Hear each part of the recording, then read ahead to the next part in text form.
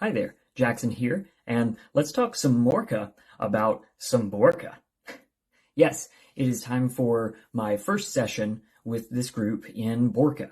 Last time we had a session 0, now we're doing it for real, except I did go ahead and cheat a little bit and call this one a prologue. Why? Well, for one, I knew that there was one player that wasn't going to be able to attend, but we all felt the need, including this player who was missing, that the adventure had to start up. So we went ahead and got started. More important second reason this is a prologue and not really the first session is I don't know what the campaign is yet, and that's really exciting for me. Now, I did know what this first session was going to be, and I did something that I don't do a whole lot of and actually wrote a little bit of narration. Klaus Baritzi is dead. Among his possessions, unbequeathed to his daughter Ivana or his nephew Ivan Delisnia, were some effects taken from the hoard of the Green Dragon, Verderon Ven. The Olzanik family has volunteered to host the event, auctioning off the sealed crates of goods. Each attendee has received a letter of invitation from Ivan Delisnia, who declines to attend as Klaus has given him much, and he only desires to share what gifts he can to the citizens of Borca. And then on to those in attendance. I'm going to spare a lot of details here, but long story short, we went ahead and introduced a whole lot of the NPCs that are going to play a role in whatever is to come. What role is that? Well, I have some ideas, but that's really going to be determined by the players. I do have a bad history of a common DM mistake, which is introducing far too many NPCs. I kept it down to 4 key players that I wanted to introduce this time, and quite frankly, that may already be too many. As everyone was going to attend this noble auction, I gave each one an appropriate amount of fanfare to try to signal what they and their house represented for the land of Borca and for the story. And about halfway through, I invited the players to introduce their characters in this way. I think the players really enjoyed this. It played off a lot better than just the, okay, you meet in a tavern, tell us what we see. Because not only did it give the opportunity to say, well, I am playing a firbolg, I look kind of like a tree, but it allowed you to say, I come riding in on this sledge, this carriage that is driven by rabbits. Flowers surround me, here's what you smell, and I come bearing gifts of wine from the Praetorius Gardens. See? Really cool, and my players were also awesome, and without knowing that this is what I was going to prompt them, they were able to come up with some things to introduce not only their character, but what their house was bringing as their influence to this event. I am also pretty big on remembering that Dungeons & Dragons is not just an improv storytelling exercise, it is also a game. I wanted to use the characters' character sheets and the skills that they were bringing to the table. So as they were introducing themselves, I had each player go ahead and give me a check. I left this be very open. It could have been performance. It could have been that they were casting extravagant spells as they entered, so I would ask for an Arcana roll. They could even say, expend those spells or abilities per day to gain advantage or a little bonus on the roll. These rolls were only done once. There was no chance to redo them, and this really stated how the nobles were going to treat them for the rest of the night. Now, you might be saying, oh, that's not very fair for your introduction to rely on this one roll, and I kind of agree, but that is exactly the tone that I wanted to set, the tone that I was getting from Van Richten's guide, the book on this Ravenloft setting, is that these are cutthroat nobles. If you fail to impress, you will pay the consequences of their ire, however unfair that may be. And everyone at the table was very down for this. Now, the book in Van Richten's also included some info telling that Ivan Delisnia sends out these supernatural letters to people, most notably the adventurers, the player characters taking part in the story. So I went ahead and made the extra effort to go ahead and handwrite in cursive.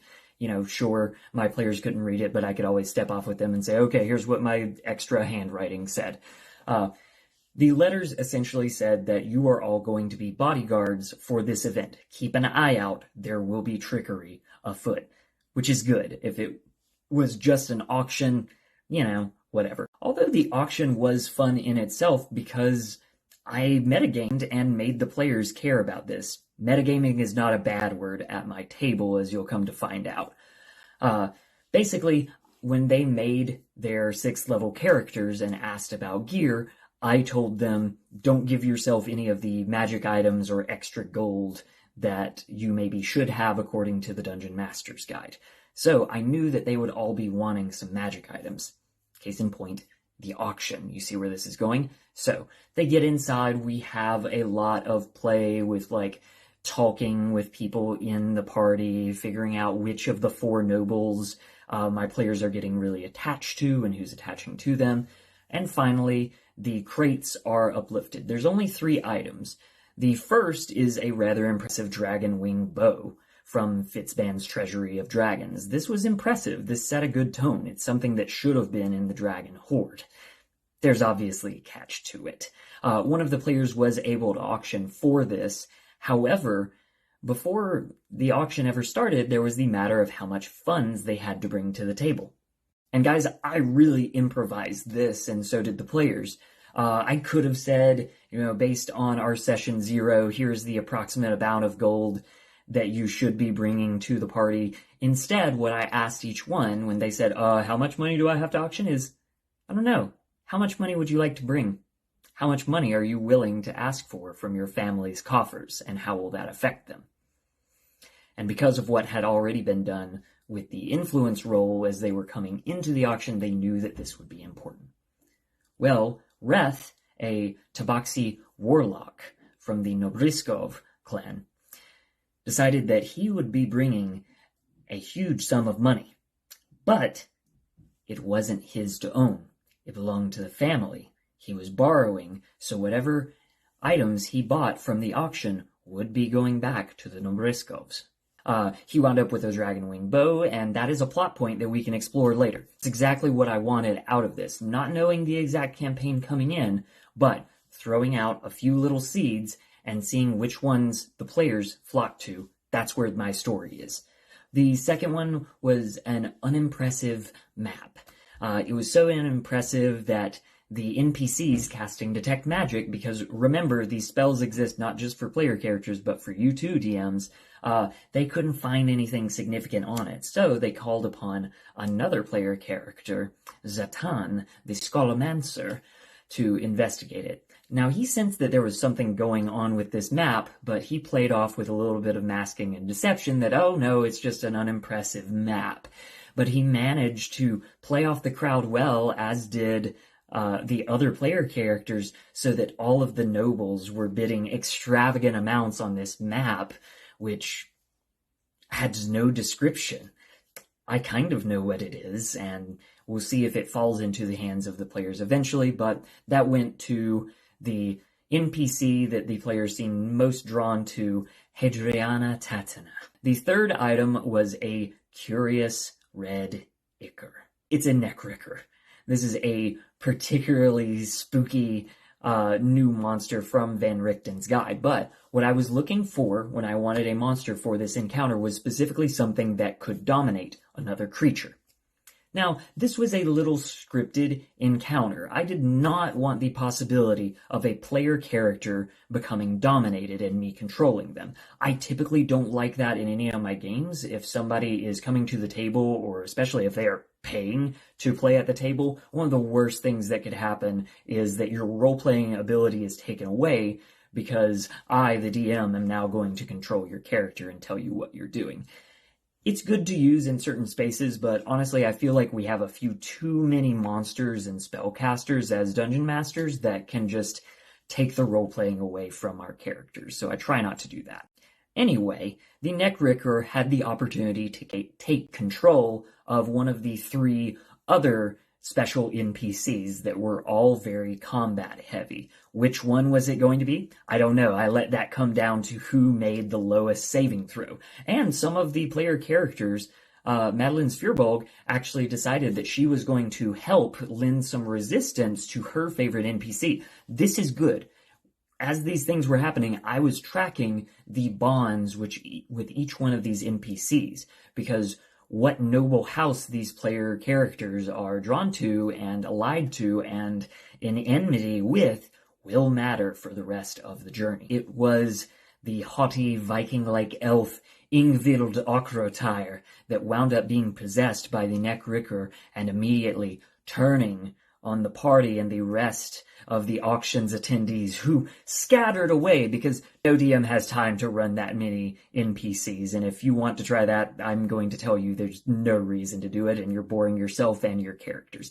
Anyway, I got it down to just the core players on this stage trying to fight back Ingvild, who the players know, without metagaming, is being controlled by this thing. They probably don't want to kill her. That's going to get a lot of repercussions, but they did fight against her, and in the end, it was Camellia, the Firbolg, who wound up exorcising the Neckricker, but tore off Ingvild's arm in the process. She also made sure that Ingvild was kept safe, but we'll see how that comes back against the party in the future. Or maybe it won't. Maybe Ingvild is actually grateful that she did not die, because the host, Nigel Olzanik, was the second one to get possessed by the Neckricker, and they were not able to help him. He did die while the Neckricker was defeated. Wait, a twist!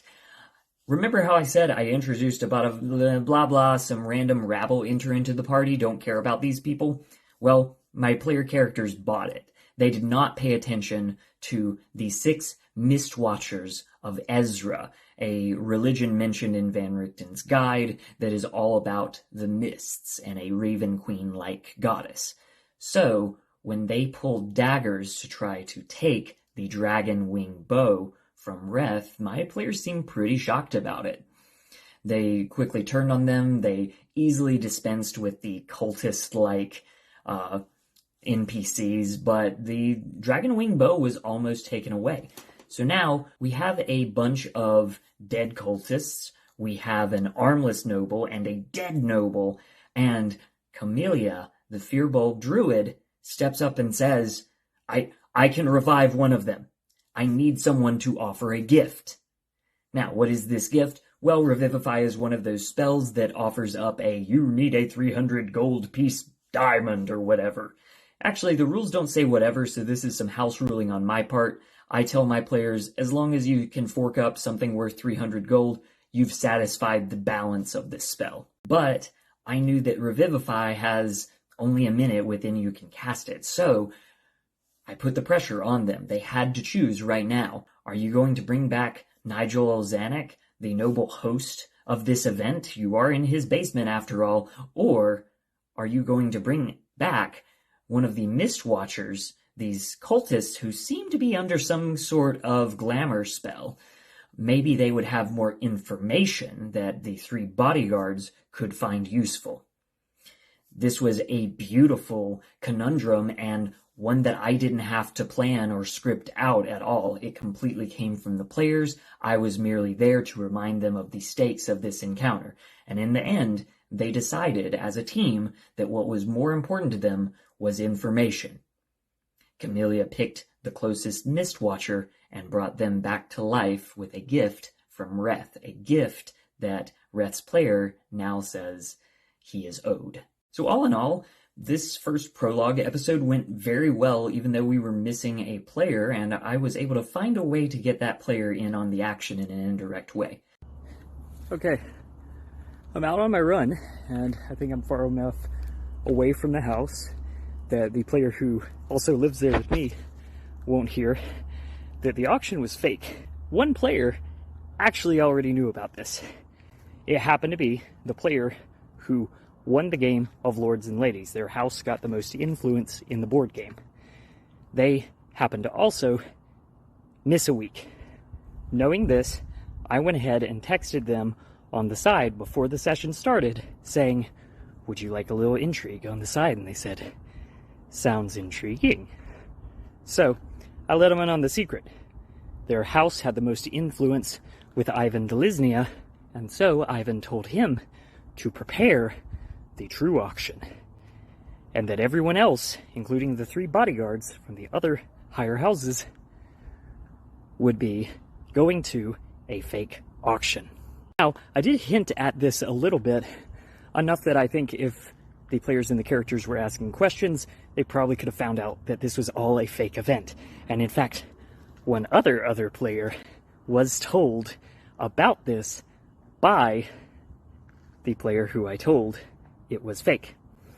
So now we already have a little bit of inter-party dynamics. Everyone was wanted by Ivan Delisnia to watch after these dragon artifacts and make sure they get auctioned off without any event.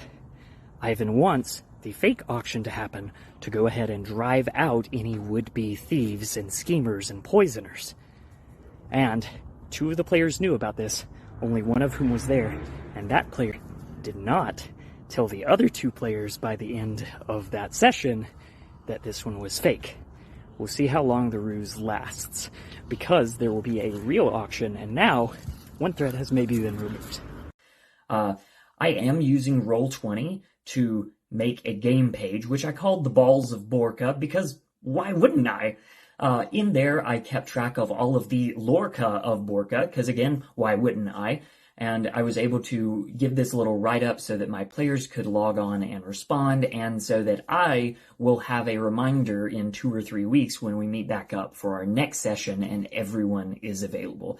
This is just a good service you can do for yourself and also for your players. It doesn't have to be on Roll20. It can be on Discord. It can be on Slack. It can be on your group text. But now we are all set up for our next adventure. I let my players know they would all get a short rest, and then we would pick back up right at these events because there is still blood on the ground, noble blood, which will need to be answered for. And so, one noble lies dead in their own home, one noble lies maimed, and 3 guardians of Borca have answered the call. Though not a lord truly, it is Zatan who comes ahead in the evening, a most entertaining guest and the object of Hadriana Tatana's affections, and Lord Reth secured a true prize with the dragon-wing bow. What trickery was amiss? What secret requests were held within Ivan's letters to the guards? What will the Mistwatcher assailant reveal? Our twisted tale is only beginning. One noble lies dead in their own home, one noble lies maimed, and 3 guardians of Borca have answered the call. Though not a lord truly, it is Zatan who comes ahead in the evening, a most entertaining guest and the object of Hadriana Tatana's affections, and Lord Reth secured a true prize with the dragon-wing bow. What trickery was amiss? What secret requests were held within Ivan's letters to the guards? What will the Mistwatcher assailant reveal? Our twisted tale is only beginning.